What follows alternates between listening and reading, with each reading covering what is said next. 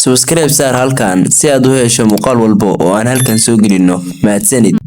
waan salaam asxaabay magacaygu waa Xaliimo tan iyo yaraanteedii waxay ahayd inaan noqdo moodalad xaysiisa dharka hadii jeer goorta aan gadanayo dharka waxaan si taxaddar leh u dooran jiray dharka aan gadanayo waxaan si joogto ah u la socon jiray dharka cusub ee suuqa la keenayo waxaan cuni jiray cunto caafimaad leh si aan u ilaaliyo caafimaadkayga sidoo kalena aanan u buurnaan maalin maalmaha ka mid ah indhaygu waxay qabteen xaysiin ku saabsan tartan lagu dooranayo gabar moodalad ah oo cusub hooyo eeg halkaas goobtaas riyadeeda ayaa ku jirta waxaan rabaa inaan galo waan ku guuleysanayaa hooyo hubaal baad guuleysan doontaa gabadheedii adiguna waxaad tahay gabar aad u qurux badan jirkaaguna waa isku dheeli tiran yahay hooyo sidaas oo dhan maxaad igu ammaantay hadalka aan kuu sheegayo waa mid run ah ma habeen gabadheedii waxaa la gaaray maalintii xigtay gabdho badan ayaa yimid goobta waxaan eegay dhankii hooyaday waxaana ku iri waxaan u maleynayaa fursad aan ku guuleysto inaysan jirin maxaa yeelay meesha gabdho qurux badan ay la tartamaya quusan gabadheedii ogowna waxaa kale oo jira imtixaan luuqadeed adiguna waad ku fiican tahay luuqada Ingiriisiga taasina waa dhibic kale oo aad dheertahay gabdhaha kale markii la gaaray waqtigii tartanka waxaan u dhaqaaqay dhankii guddiga tartanka waxaana la iga eegay dharkayga miisaankayga waxayna baareen feelkayga caafimaad dhamaadka qolka waxaa fadhiyay haweeney xiran ookiyaale waxayna si qarsoodi ah u daawanaysay tartanka meesha ka dhacaya kadibna waxay u yeertay mid ka mid ah shaqaalaha egta ayayna waxa u sheegtay goordhow ayaa la galayaa tartanka ee waa inaad halkaas joogtaa haweeneydii ayaa kacday wayna baxday waxaana la moodayay inay tahay mid ka mid ah mas'uuliyiinta tartanka kadibna anigii hooyaday oo niyad jabsan ayaa ku laabanay gurigeenii hawlweyn gabadheedii natiijooyinka dhowaan way soo bixi doonaan haddii aad guuleysana mar kale ayaa tartami maalintii xigtay nimankii tartanka qabanayay ayaa waxay keeneen warqad ku socota hooyaday iyo aniga hooyada ayaana gacanta ku haysay markii aan furnay waxa ku qoran inaan ku guuleystay inaan ka qayb galo tartanka moodalnimada farxad darteed waan boodbooday waxaana ku orday aabahay waan guuleystay ugu dambeyntiina waxaan noqonayaa moodalad caan ah warqadana waxaa la socday tikid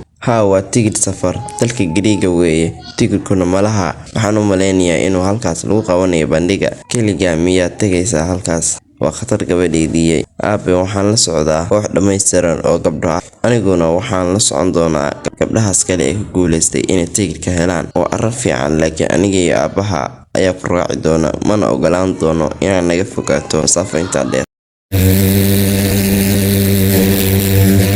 markaan tagnay waxaa noo yimid oo na soo dhaweeyay koox dhar isku mid ah ku labisan hooyada iyo aabahay waxay degan hotel u dhow meesha bandhigu ka dhacayo nagala soo xiriir halkan si aan ku caawino haddii aad wax u baahato waan samayn doonaa nabadgelyo ha oran ee dhees arag dambe waan qosli kadibna nimankii way tageen kadibna waxaan fulnay bas ka soo baxay magaalada una socday dhanka kaymo waaweyn aniguna waxaan la yaabay jihada uu socdo gaarigu mid ka mid ah gabdhaha ayaa tiri iyadoo telefoonkeeda eegaysa meel taariikh leh halkan ku taal eeg halkaas qasri duug ah ayaa ku yaal waxaan u maleynayaa inuu yahay madax qadiimi ah qasrigaas biyaha ayaa ku hareeraysanaa wuxuuna lahaa buundo la korayo oo la dejinayo haddana markii aan tagnay waxaa la furay albaabka weyn ee qasriga buundadii ayaana la dejiyay waxaana nagula amray inaan ka degno baska oo aan gudaha u galno qasriga kadibna waxaan u dhaqaaqnay gudaha qasriga dadka waxaa gashay cabsi boorka iyo cayayaanka ayaa ka buuxay meel walba oo qasriga ka mid ah waxayna u muuqataa meel sanado badan aysan cidna degin cod ayaana kasoo yeeray meel sare kusoo dhawaada qasriga amiiradda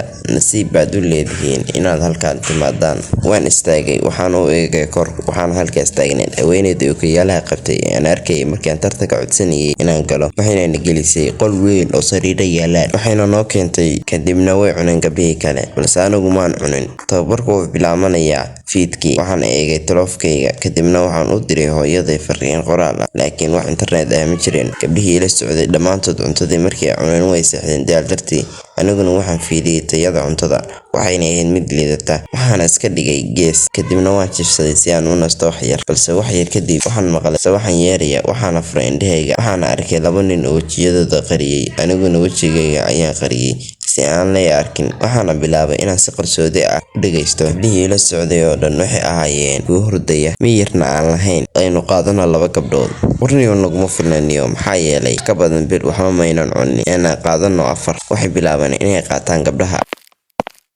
bahal bay siinayaan mase inay cunaan bay rabaan markii ay baxeen labadii nin waxaan isku dayay inaan toosiyo gabdhaha kale laakiinse dhammaantood waxay ahaayeen kuwo aan toosin oo ku jiro hurdo qoto dheer mar kale ayaan eegay saxanka cuntada waxayna u badnayd in lagu daray daroogo ama sun gabdhihii dhammaantood way miyir beeleen. Ilaahay mahadiina anigu ma cunin cuntadaas. Waxaan dhaqaaqay dhankii albaabka si aan u baxsado, laakiin waxa ahaa mid si adag u xiran. Waxaan ku laabtay sariirtayda anigoo maskaxdayda ka fikiraysa sidii aan uga bixi lahaa meeshaan. Saacado badan kadib waxaa la gaaray fiidkii, gabdhihiina dhammaantood way tooseen. Aniguna waan farxay markaan arkay inay nool yihiin. Sidoo kalena waxaan ku farxay ugu dambeyntii inaan anigu keligay ahayn. Albaabkii ayaana la furay, waxaana soo gashay haweeneyda qabtay ookiyaalaha. Maanta waa maalin nasasho, maxaa yeelay safar ayaad ka timaadeen. Berrina waxaad aadaysaan socod iyo jimicsi si aad u ilaalisaan jirkiina. Haweeneydii ookiyaalaha qabtay ayaana cuntada keentay, kadibna way baxday. Aniguna waxaan ka cabsanayay in haddii aan gabdhaha uga digo inay cunaan cuntada ay arrintaydu soo bixi doonto.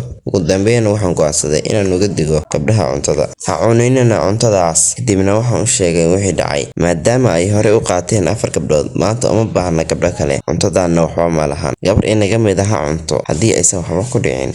Nus saac kadib dhammaantiin waan wada cuni doonaa. Kadibna waan ku heshiinay fikraddaas. Habeenkii si nabad ah ayuu noogu dhammaaday. Cuntadiina wax dhiba maysan lahayn, laakiin cabsi ayaa nagu jirtay. Waxaan u baahnay qorshe aan ku baxsano. Mid ka mid ah gabdhaha ayaa daaqada fiirisay. Qasriga waxa ku hareeraysan ceel qoto dheer. Haddii aan ku dhacnana waan haligmaynaa oo waan dhiminaynaa. Beri markaan jimicsiga aadno, aan si taxaddar leh u eegno deegaanka. Subaxdii markii la gaaray buundadii waa la dejiyay, waxaan u dhaqaaqnay dhankii keynta. Waxaana nala socday gabar tababara ah. Waxaan galnay saf. Hawaduna waxay ahayd mid nadiif ah oo ku habboon jimicsiga. Raaca dhaqdhaqaaqyada aan sameynayo. Aniguna waxaan eegay taleefankayga. Waxaan arkay in internet jiro. Waxaan isku dayay inaan fariin qoro, laakiin arrin lama filaan ayaa dhacday. Isla waqtiga mid ka mid ah gabdhihii tababarka ku jiray ayaa si lama filaan ah uga carartay safka. Tababarayaashii ayaana ka daba cararay, wayna tagteen. Intiinii kalena waana la hareereeyay. Bastoolado ayaana nagula fiiqay. Tababarihii ayaana soo noqotay dib ugu noqo qasriga. Tababarku wuu dhammaaday maanta. Waxayna qaadatay qalabkeedii isgaarsiinta. Waxayna la hadashay naagtii ookiyaalaha xirnay. Mise mid ka mid ah gabdhihii ayaana fashilay. Waxayna u orday dhankii keynta, waana tooganay. Kadib markii ay isku dayday inay baxsato, markii aan qasriga ku noqonnay, waxaan galnay meel la yaab leh. Waxayna ahayd shaybaar caafimaad oo ay yaalaan qalabyo caafimaad. Kadibna dhammaanteen waxaa nagala xiray gacmaha. Naagtii ookiyaalaha xirnay ayaana timaaday. Tani waa markii ugu horeysay ee aad dhibaato igala kulmaysaan. Markii la idin dhoofiyo ayaad arki doontaan ciqaabka dhabta ah. Aniguna waan qayliyay. Aaway 4 gabdhood ee la waayay. Maxaad si u toogateen gabadhii kale? Naagtii ookiyaalaha xirnay ayaana qosashay. Su'aashaadu waa sax, laakiin waxaa loo sameynayay waxaan oo dhan waa si looga farxiyo amiiradda. Waxayna furtay daah. Waxaana ka dambeeyay qol boqorad ay degan tahay. Qolkaas waxaa dhexdiisa yaala sariir ay ku xiran yihiin dhuumo dhiig gudbinaya. Amiiradii ayaana kacday. Waxayna xirneed dhar duug ah oo ah kuwii waagi hore la xiran jiray. Ku soo dhawaada gabdhayahow qasrigan. Waad ku mahadsantihiin inaad dhiiggiina i siisaan. Mid ka mid ah dhuumaha ayaana si toos ah ugu xirnay jirkeeda si dhiigga gabdhaha loogu shubo. Gabdhihii ayaana qayliyay. Iska kay dhaaf Marwo, maxaad dhiigayga u cabbaysaa? Keynta xayawaano badan ayaa ku nool ee cab kuwaas dhiiggooda haddii aad rabto dhiig. Haddii aan cabin dhiigga gabdhaha da'da yar, ma noolaan karo, waan dhimanayaa. Intii ay hadlaysay, bannaanka waxaa ka yeeray codadka baabuurta booliska. Dhammaan dadkii ku sugnaa meesha waxay isku dayeen inay baxsadaan, laakiin wax waddo ah oo ay ku baxsadaan ma jirin ilaa buundada la dejiyo mooye. Booliskii ayaana qabtay dhammaan kooxdii falka waday. Annagana waxaa nagala furay xargihii nagu xirnaa. Waxaana arkay hooyaday oo ka mid ah dadkii bannaanka iga sugaysay. Hooyaday ayaana dhunkaday, waana ooyay.